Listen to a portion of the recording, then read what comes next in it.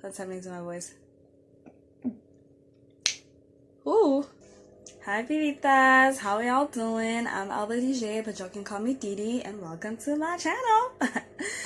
Let me tell you guys, this has been like the longest month of my life.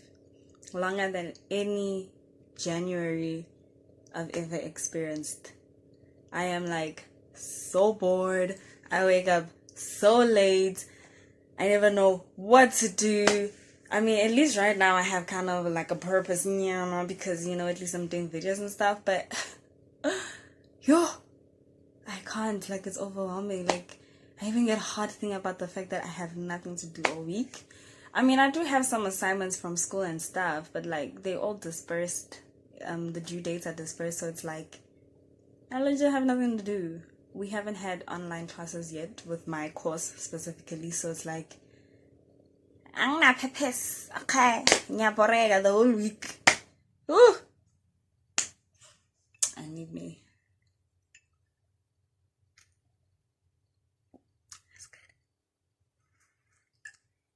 Anyway, so today's story time is gonna be about my sister's wedding. Now, everybody knows there's always a few things that go wrong on a wedding day, bride gets late, something is missing in the kitchen or whatever, but there's always a little something. But on this day, woo, thinking about it, I get hot because guys, the stress. I literally only felt real good on the day from like maybe past lunchtime on the day, because by then now it was just let's party until and then I was good because there was no more stress, there was no more up and down and all of that, because when you're related to the person who is getting married, they're gonna send you, they're gonna do this and that and say 1, 2, 3, and it's overwhelming and you don't even get to have fun. But eventually I had fun, and I'm still gonna get to that, okay? So I'm gonna start from the beginning. I feel like the story is gonna be longer because it's a lot, but anyway, I'm gonna start from the beginning. So you know how it is. You have to wake up in the morning, get prepared. Side note, I don't know why. I still don't get why we have to wake up at like 2 a.m. to start makeup and getting ready as bridesmaids. I feel like it's so nice being a groomsman. You can wake up at 5 and get ready, and then y'all are out by 7. We gotta wake up at like 2, 3 a.m. and then we only gonna leave at 8. Like, I don't get it. I mean, when it was my cousin's wedding, I was her bridesmaid. I did my own makeup, and let me tell you guys, I woke up at 6 o'clock, 7 o'clock. I was done, dressed, and ready. Okay, and I still looked bomb diggity. Okay. Anyway, I digress. So, of course, my sister, tailored her wedding dress and the bridesmaids' dresses, and because of scheduling conflicts between her bridesmaids who work obviously different jobs and the schedules are so different, it was kind of hard to get everybody to go do their things together, so everyone would have to go by themselves, update my sister and so forth. I found out pretty much last minute that she made me a bridesmaid. It was so weird.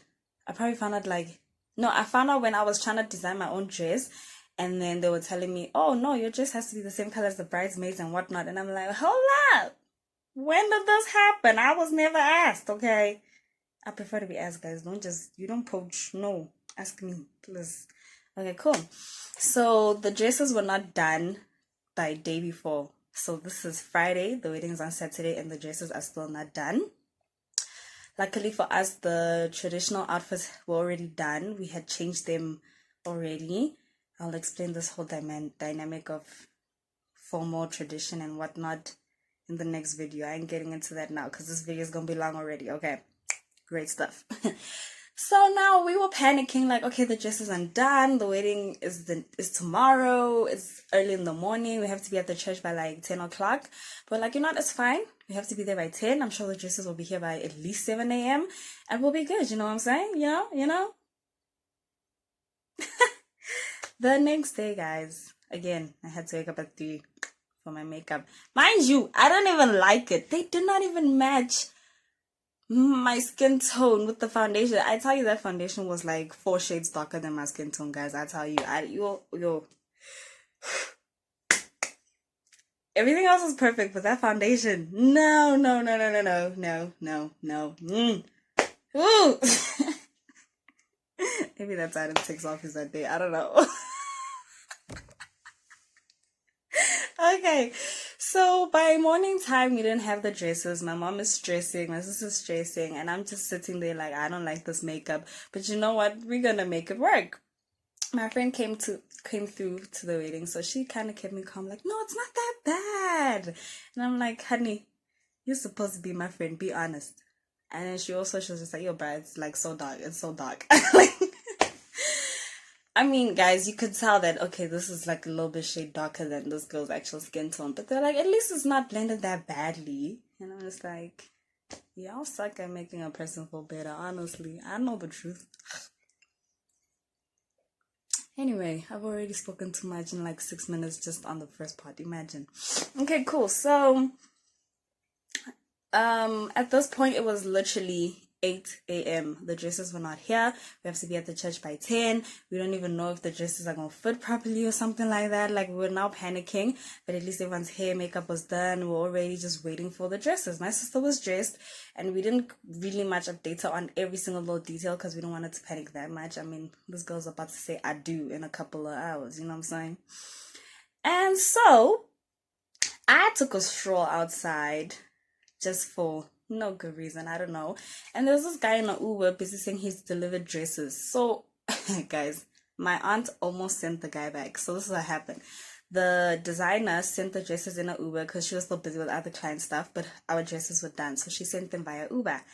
And this guy was telling my aunt, who was outside or like ordering people around, who didn't know about the dresses, saying, hey, I'm delivering dresses. They sent me this address. Is this not so address? And she almost sent the guy back because she didn't know what was happening, right? So she legit almost sent him back. If I didn't take this walk, ooh, guys, the wedding was going to start at like 2 p.m., I tell you. But luckily I came outside. He told me about the dresses. For a minute, I was confused. I was like, what dresses? What are you saying? And then it clicked. Oh, fudge, bridesmaid dresses. I was like, okay, thank you. Did I not run back to the house like, guys, here are your dresses. Here you go. Woo, here we go. Oh, finally, we're almost ready. No. One of the bridesmaids could not fit in her dress. They designed it a little size smaller, so it could not pass up her legs. You know, as girls with them curves, it did not go up them hips. And it's like, guys, it's 9 o'clock. We're supposed to leave. What's happening? But yeah, luckily the designer actually came through. She left what she was doing. She came, outfit some things, and then everybody was dressed. Oh, guys, I could not breathe. You know, you're walking like that was me. But you gotta keep a brave face and pretend all is well. I mean, it's your sister's day. You can't be complaining, you know? I wanted to. I really did. But it was a good time, either way, at the end of the day. And so, okay, it was time to go. But I think it was now probably like a few minutes to 10 o'clock. And the groom side of the family started calling my mom, like, what's happening? The pastor he's getting upset, he's getting agitated. He says he wants to leave because he has other things that he still needs to do in the day. What's happening? And of course, that created a whole another panic. I don't know who in this world does not know that brides are always late. Always. No matter what you do, no matter what you say, the bride will forever be late. Okay? It is what it is. Like I said, we're supposed to be there by 10, but now we're delayed, you know. So now everybody's rushing into cars. I mean, obviously, my sister, they had a designated car for her and the bridesmaids, which I was supposed to be in the car with my sister. But because of all this up and down thing, people are sending me saying, oh, we forgot the flowers, go get the flowers, go get this, da da da. By the time I come back outside, the car's gone. I'm like, hello. But of course, there's still other people going to the wedding. So it's like, no, just jump in that car. You'll go with your uncle. Whoever's going to go with whoever. And you know how it is when you're organizing who to go in whose car. You're just pretty much trying to fill everybody's car so everybody can get to the church. And from where we live, the church was a little bit over 15 to 20 minutes away. And now my sister wanted her daughter, she was about 1 year old, to walk down the aisle as well. I was going to be carrying her, so we made this little like cot, a nice little white cot for her that should sit in. It would be nicely decorated, and then I just pull it down the aisle. And they left me and the baby, so I was like, these people are out here rushing. They still gonna wait for us. Some things, guys, you just need to, you know. But okay, cool, fine. I was gonna go with my uncle, and then all of a sudden, a few extra people, you know, the people who decide they're not gonna go to church, jiggy next morning, they're like, oh, we're dressed, we're ready, we're going to the church. It's like, who are you going with? Ain't nobody organized transport for you, so it became another thing. So my sister has left. In this little 5 minutes that we're waiting, we're trying to find transport for these additional people. So my uncle decided to take his own car and give those people a lift. The car I was supposed to go in now doesn't have a driver because my uncle went to his car and took whoever was adding themselves now to go. So it's like, what's on, guys? Hello. What happens now? Okay, cool. So at that point, my uncle remembered, what the hell? Didi has a license. Why don't you drive? What's wrong with you? You drive this car. You take these people. And the car I had, it's my brother-in-law's car. I call him my brother, so I'm not going to waste time with brother-in-law. It's my brother's car. And in that point, I don't know him like that to drive his car. So now I'm like, huh? Me? I'm going to drive this nigga's Audi. No. No. I ain't trying to crash nobody's car out of panics. Even worse, the baby is in the car. I must drive a 1-year-old girl in this car that I don't feel comfortable driving in a dress that I cannot breathe in. Guys. I was panicking for a little bit. I was like, no, guys, this cannot be, no. But it was like, guys, we have no choice. Yeah, Didi, you have a license. Yeah, where's your purse? Go get your purse. Yeah, get in the car. Here you go. Who is there? Who's there? My mom was there. All right, guys, let's go. So at this point, I was just like, guys, it's a wedding. Things need to happen. I gotta make it work. It's fine. It's cool. Let me tell you, entering that car, it was literally like, I could not.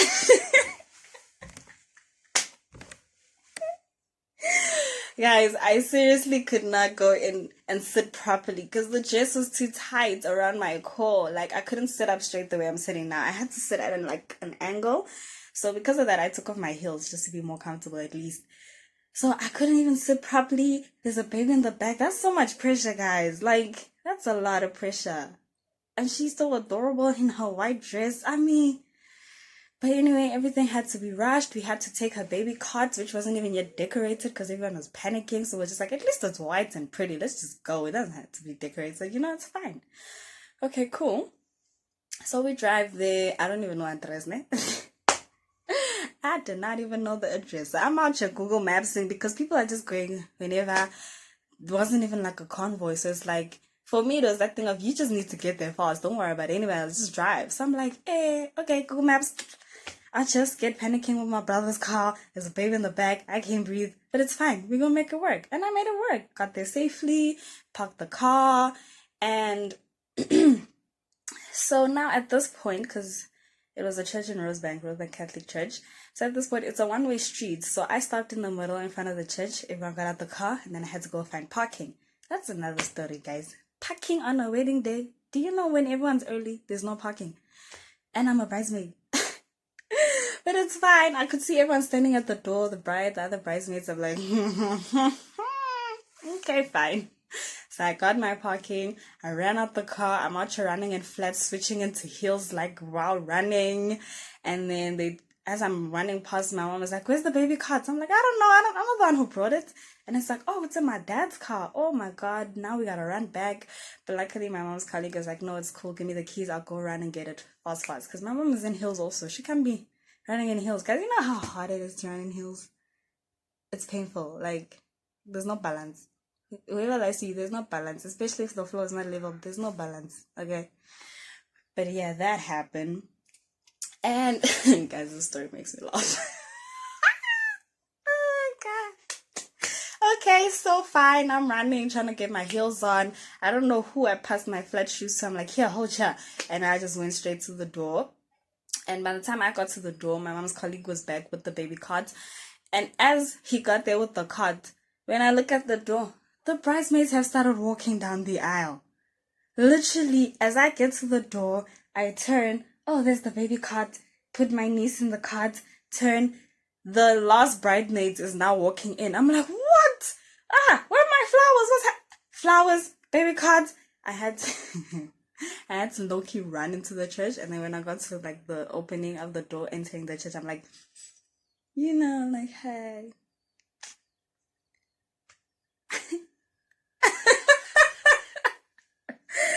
That was so scary to me. I needed a minute to just be like, whew, let's go. I didn't even get that minute. Not even a split second. I didn't get nothing. I just had to follow because I just see the last bridesmaid is walking in all of a sudden. Like, that was really annoying, but I made it work. Okay,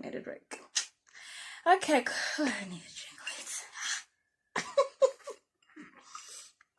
Alright, so at this point, everything went smoothly. It was nice. They say I do. We get some pictures rolling. Boom, boom, boom. Everybody's going to the reception area. Not at the same place, a different venue. Excuse me. You see the story, it's a lot. It's a lot. Okay, so we went to the venue. Now, as I'm about to leave and go into the car I came with, I get a call from one of my friends that I made during varsity who offered to help as barmen at the wedding, are telling me they stranded on this road that's not too far from the venue, but they just stranded there. They got off there with the taxi. I don't know why they would do that. You know where I live. Why don't you just come to my house and then organize transport? Now you're stranded. Now you're stressing me. Okay, so now I had to get a different transport that was going back to my house so I can go get my car and drive to where these people are stranded. At that time, the bridal party is going to the venue, and I was supposed to guide them in the step. Let me just add, I'm the one who created the step. It was bomb diggity, okay? Okay, cool. So I had to fetch those friends of mine. And by the time me and those friends got to the venue, the bridal party is already stepping into the venue in their own made-up step at that point in time because I was not there. But it's fine. It's all cool. Because people were singing and happy, so nobody noticed nothing. It was just like, hey, okay, Now, okay, everything ran smoothly. My sister decided to do a dress change. She had like 3 outfits, 2 white dresses, 1 traditional dress. So she changed to a second one. She was a bit stressed because she never got to do the dance step. And we're like, no, we're all out helping you change. Your husband is now changing. So let's do the step now. Why not? So I had to run to the DJ, give them the stick. They played the song. They did the step. It looked bomb. Okay. I wish I had the video. I don't have it. My sister has it. But hey, it was fire. It was fire. But that worked out pretty good. And then, speeches, lunches, short dances. And then they changed into their traditional. And then they did the second step, which was, again, bomb diggity. You know what I'm saying? Fire. Hey. Okay, cool. And after that, I think at this point, after running up and down, showing them the step, making sure they're doing the step right, I saw some of them doing a little bit of mistakes over there. I was disappointed. Like, my kids, how can you miss the step? What's happening? Like, come on.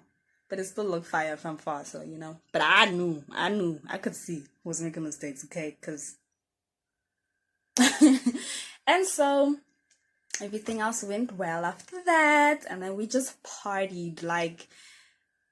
People were drinking. Some of my sister's friends brought oka pipes, so they were smoking outside, and it just became like a legit after party to a point that it ended when they were closing. Like, the place is like, okay guys, it's time to go. We're closing, like, it's time to go. And at this point, this was midnight. Of course, most of the guests and some of our elders were now gone back to their houses or back to our house. We were still staying at our house. And my sister and her husband, they were just too late to quit. way too lit to quit. Literally, they closed the venue. Like, you know when everybody leaves, to a point it's just the bride and the groom left, and it's like, guys, it's time to go. Come on. It was at that point they shut down their own party. You understand? They shut down their own wedding. Like, I found that really cool. That was cute because they were really feeling it. They were having fun. They were dancing. It was just a lit time. Like, I really enjoyed it in the end. Like, it was amazing. But now it's like, okay, guys, they're closing. It's midnight. It's like 1 a.m. It's time to go. And now, again, transport. Oh my gosh. Because everybody's gone. People who came by themselves, they're gone. So their cars are gone. You can't even fit in one anyone's car. People are gone. There's literally one car left. She gonna disturb my video. Okay, so that was my mom. She told me about something. She did not even care that I'm making a video like I told you, my mom. I didn't even know what to say. As I was saying, there's legit one car, and we decided, okay, we'll split, because it was like a couple of us left, maybe 10 people. So it's like, okay, we'll split. Whoever's driving will go drop the first load, come back and get the second load. At this point, my sister and my husband are so lit. They want to go party some more, but it's like, guys, you just go. And they were like, okay, fine.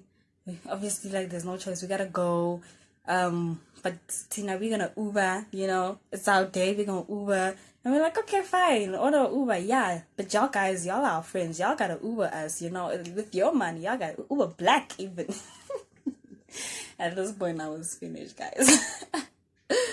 So, Uber Black. And then, yeah. They were escorted again by Uber, fancy people. And then we went with our 2 loads. Excuse me. Now, like, I know this seems like it's the end of the story, but no, it does not end there. This was an amazing night. So, when I was driving to fetch, at some points in the whole wedding day, at the venue where there was lunch and reception and all, I was sent to the garage or whatever. On my way back, the car had like steam coming out. I'm well known, like, now I know cars, guys, okay? Now I understand. These are things that happened a while back, so now I'm good, okay? I don't do that anymore.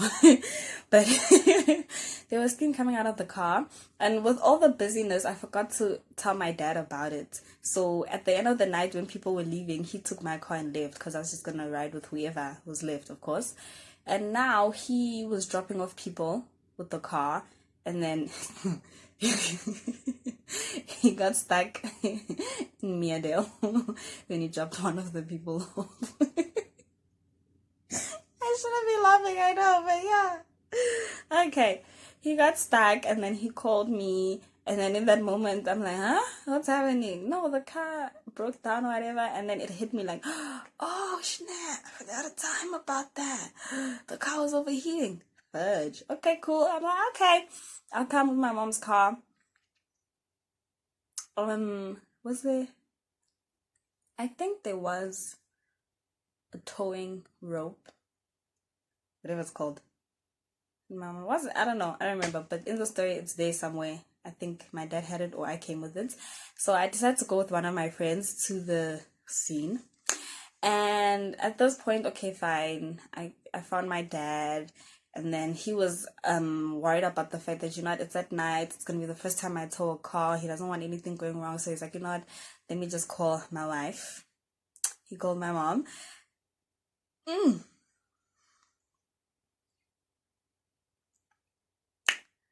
Excusez-moi. Okay, so he called my mom. And then my mom came with one of the cars at home. I think my dad's car. To tow the car. And she came with one of the bridesmaids, so she wasn't alone as well. This is probably like 2 a.m. now, and at this point, guys, this video is so long. I'm sorry. This is a long story. But yes, at this point, okay, so we all tired, but then, you know, we had to go help my dad out, and then they towed the car. There was a little bit of trouble because we were a bit like half sleepy, so we didn't know what we were doing at first. But then my dad did everything because he's wide awake, he's sharp, he's good. And then so I drove home with my mom's car, which I wasn't towing anybody, so I just left them because they said you can go, and then they'd follow towing the car and not. So while I was driving with my friend, he was there to keep me company in terms of to keep me awake. Guys, this is the first time in my life I drove so tired that I fell asleep on the wheel for a good 10 seconds, okay? It felt really long because when you're tired and you fall asleep for like a 5-second minute type of thing, guys, it feels like you slept for 30 minutes. And it was legit 10 seconds because I'm out here like this. I'm driving looking ahead. And next thing you know, I'm just like, okay. But I can tell you it felt so long. I assume it was 10 seconds. My friend didn't notice. Luckily for me, in that 10 seconds, I was on a straight road. My arms didn't go left or right. They kept straight. So in that 10 seconds, the car was still moving, but in the right direction. So nothing happened. And we kept going. And as I started entering in my hood, I realized, okay, you know what? I'm way too sleepy. Let me open the window a bit just to get some air in me. That didn't help. I was way too tired. Guys, I was seeing trees falling one at a time. To a point that I almost swerved the car, but I remembered, no, I'm seeing things. I had to blink, I don't know how many times. You gotta be like, I had to blink so many times to see that, guys, there's nothing on the road. There was these street poles that, have boards and stuff. It wasn't one of those that had a light. I saw that as a person, okay? And then as the next one comes and the next one, and eventually the street lights, they all look like a whole bunch of random people just standing in the streets. And then, of course, I opened the window fully. I opened all the windows in that little 5 minutes left for me to get home.